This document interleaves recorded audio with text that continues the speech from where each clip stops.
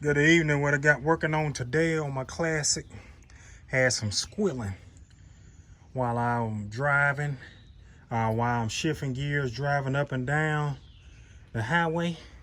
And most times, for ladies and gents that don't know what it could possibly be, it'd be on your serpentine belt, which I already took off my tensioner that goes right up in here. That was the bad